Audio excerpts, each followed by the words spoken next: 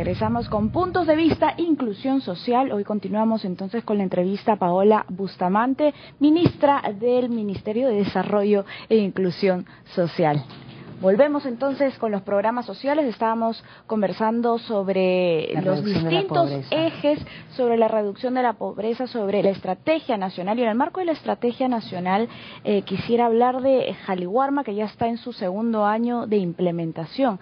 ¿Cómo va el trabajo con Jaliwarma? ¿Han habido algunos tropiezos? Ahora se sigue pisando fuerte en este sentido. Sí, si me permites, para cerrar solamente la idea antes de irnos al corte, estábamos hablando también de la pobreza extrema y cómo los programas sociales habían contribuido, ¿no? Y de pronto se ha quedado un poco ahí al pendiente. Y que se ha superado la meta. Así es, se ha superado la meta, pero cuando hablamos de 300.000 peruanos y peruanas que han salido de extrema pobreza, mencionar también que este 1.9% de reducción de pobreza extrema, el 0.5%, de acuerdo a los datos que tenemos del INEI, corresponden a la intervención del programa Pensión 65 que llega a extrema pobreza, como el programa Juntos.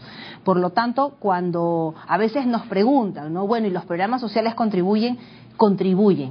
Claro que el sí. programa social no va a solucionar solo el problema de la salida de la pobreza extrema o de la pobreza. Los programas sociales contribuyen, pero es tarea de todos en el país continuar con el crecimiento económico, de tal manera que con crecimiento y con una decisión política que ya está adoptada desde el gobierno, avanzaremos reduciendo pobreza, pobreza extrema y sobre todo incluyendo a los que viven en zonas mucho más alejadas y más complicado por acceso geográfico. Y con un trabajo articulado, como lo hemos mencionado. Fundamentalmente.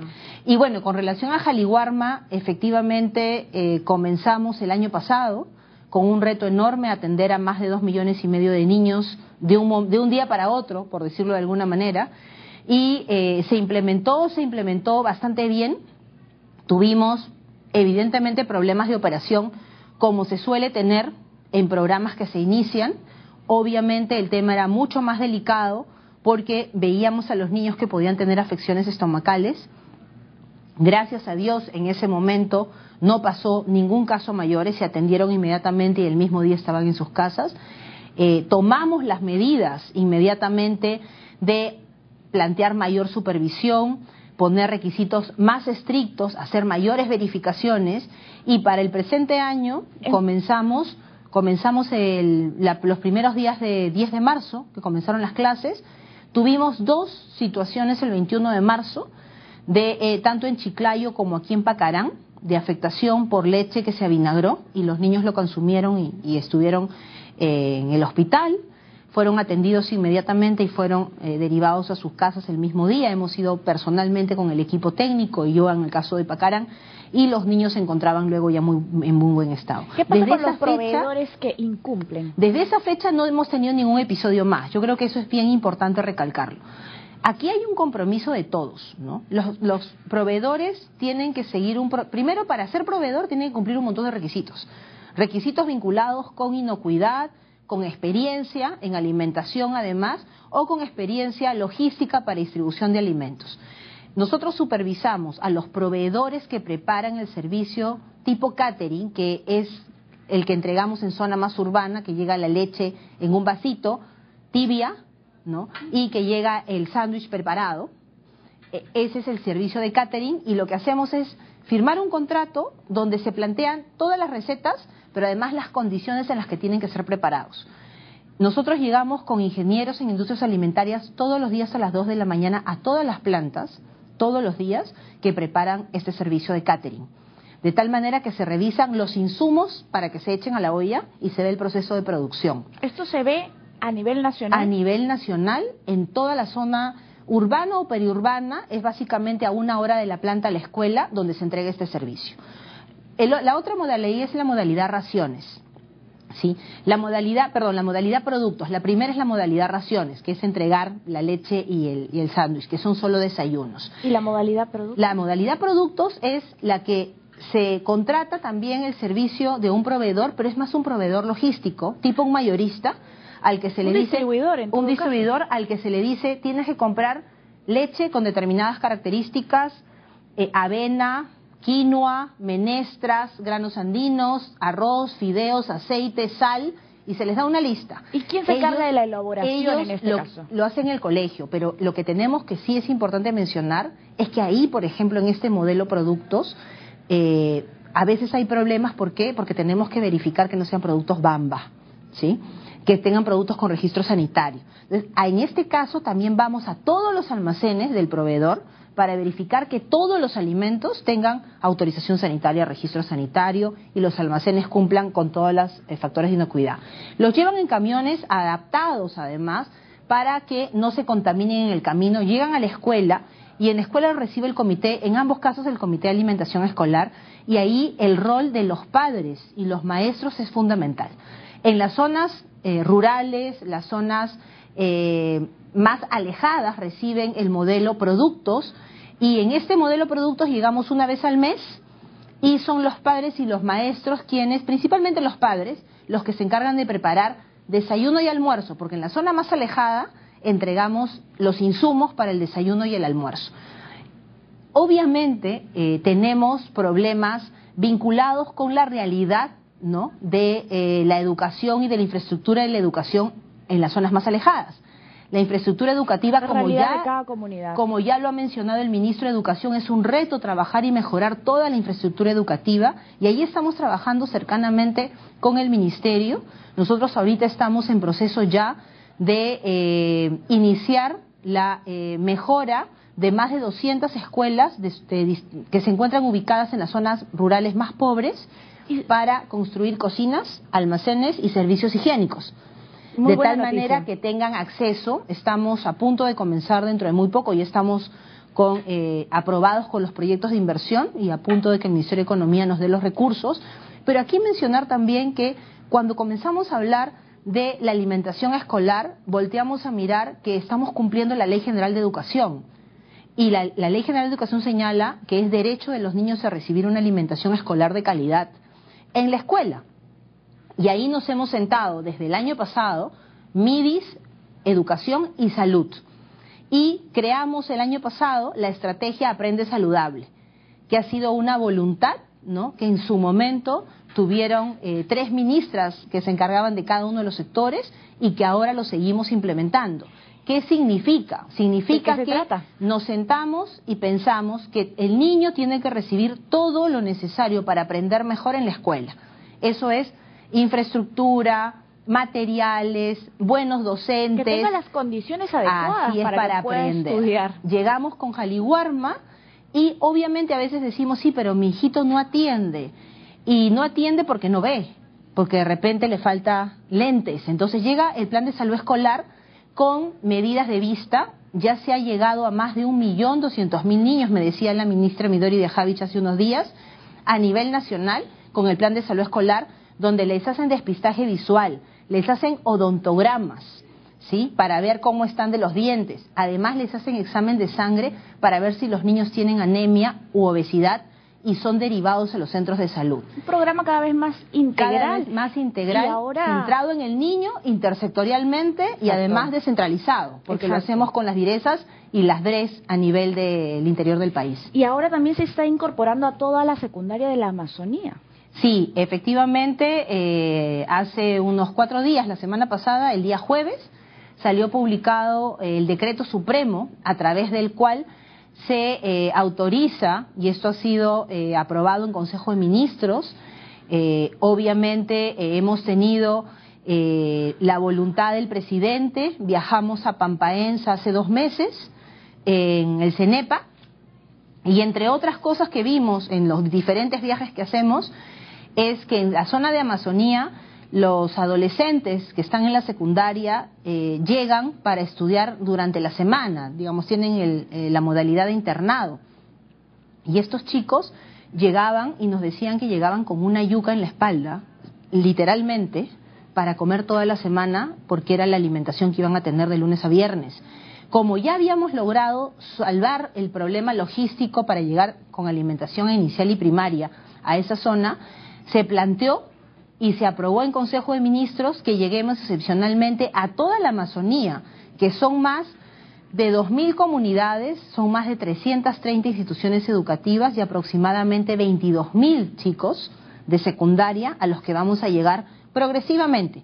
Ya hemos comenzado con el CENEPA, con Pampaenza, que hemos dejado en estos días los alimentos. Fundamental. Y los próximos meses vamos a ir avanzando. Obviamente el reto aquí es logístico, de que lleguen vía peque, balsa, barco o helicóptero. Acabamos de firmar el día de ayer un convenio con el Ministerio de Defensa, con el ministro Cateriano, para poder contar también con el apoyo de las Fuerzas Armadas y poder trasladar estos alimentos de manera permanente y sostenible, obviamente también concursos con proveedores para que lleven los alimentos a los puntos de entrega. La organización y la logística. Y a propósito de la Amazonía, la atención de Pensión 65, ya hablando del eje en cuanto al adulto mayor, ¿en qué porcentaje la población en los distritos del BRAEM es de alguna manera acogida por Pensión 65? Bueno, nosotros estamos en todos los distritos del BRAEM.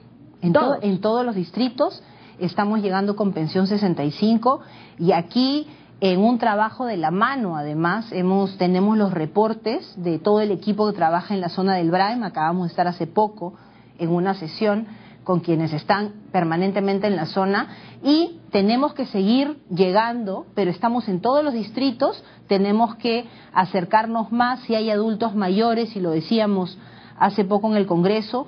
Si tienen conocimiento que hay adultos mayores que no reciben Pensión 65 y que se encuentran en extrema pobreza, nos avisan, nosotros llegamos primero vía el sistema de focalización, porque para que entre Pensión 65 tenemos que tener la certeza que el adulto mayor es extremo pobre, no solo tener 65 años o más.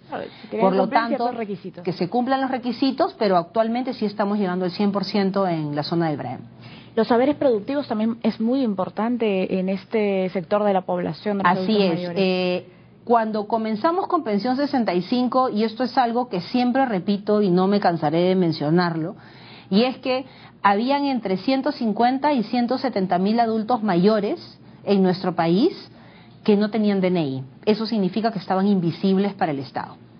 Al no tener DNI no tenían acceso a nada. Con Pensión 65 no solamente tienen un DNI, sino ahora tienen acceso principalmente a salud. No solamente a campañas de salud los días de pago, sino van y tienen acceso al Seguro Integral de Salud, al SIS. Reciben vitaminas.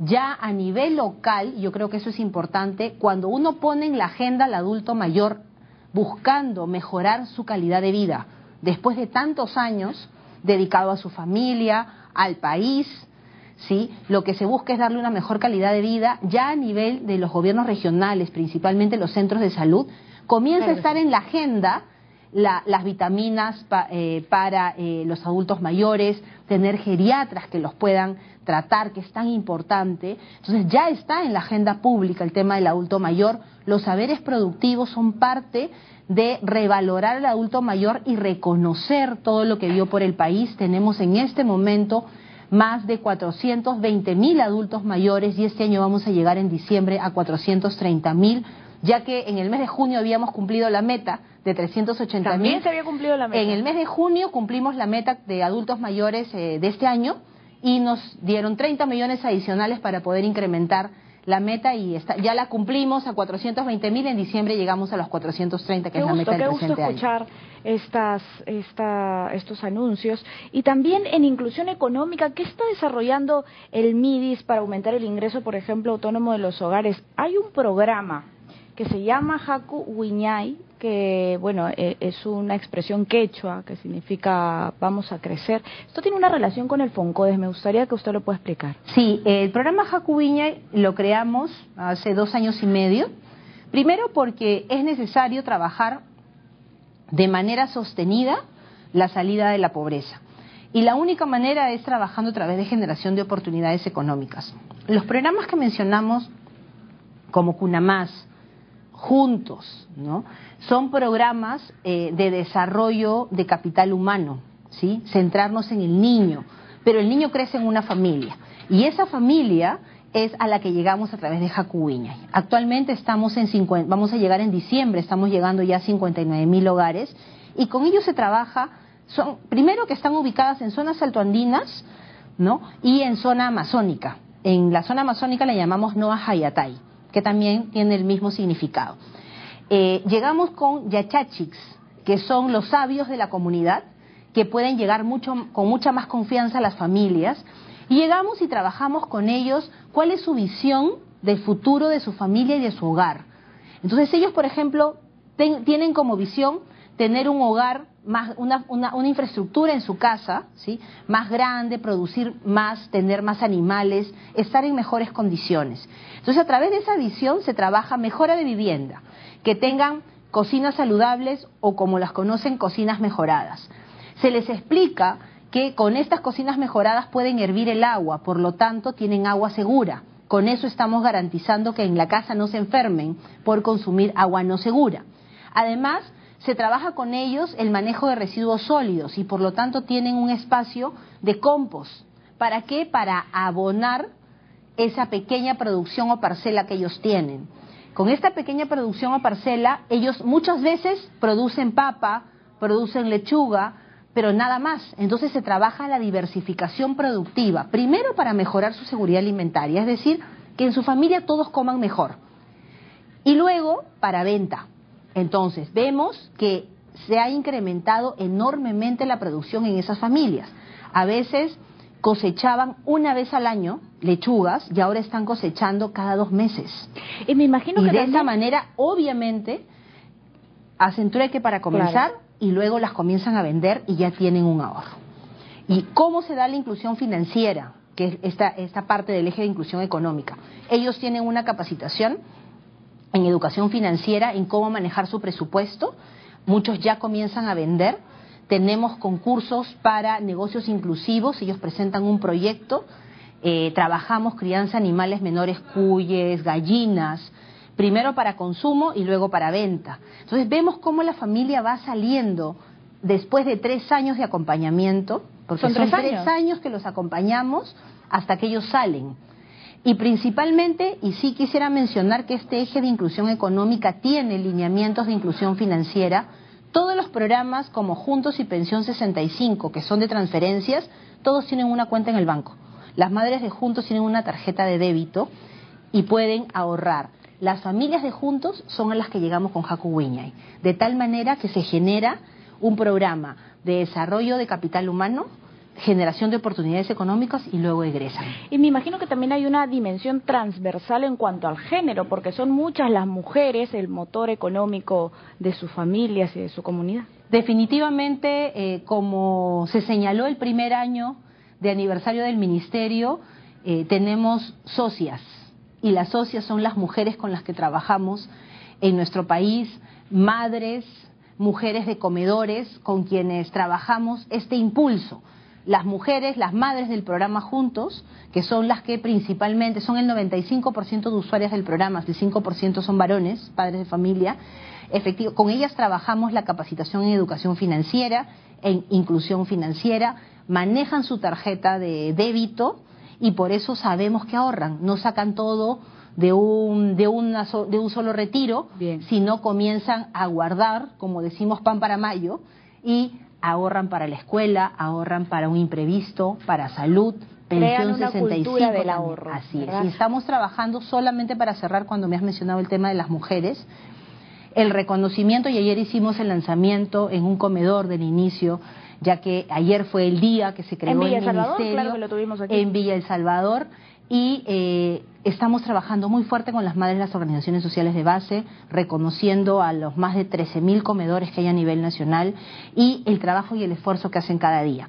Con ellas estamos trabajando también procesos de inclusión y educación financiera, de tal manera que hemos visto ayer, ¿no?, cómo han hecho sus presupuestos, están poniéndose metas a 6 meses, algunas para tener sillas, mesas y poder tener mejor servicio en el comedor porque son autogestionarias, otras para tener congeladora, y estamos vinculándolas también con el sistema financiero para que tengan acceso al crédito, al microcrédito. Gran trabajo el que está desarrollando. Muchísimas gracias. Muchísimas gracias a ustedes. El día de hoy con la ministra Paola Bustamante, titular del Ministerio de Desarrollo e Inclusión Social, que está trabajando muy duro para acortar la brecha de desigualdad y también para mejorar la calidad de vida de los peruanos y de las peruanas. Nos vamos a la pausa, pero regresamos en instantes.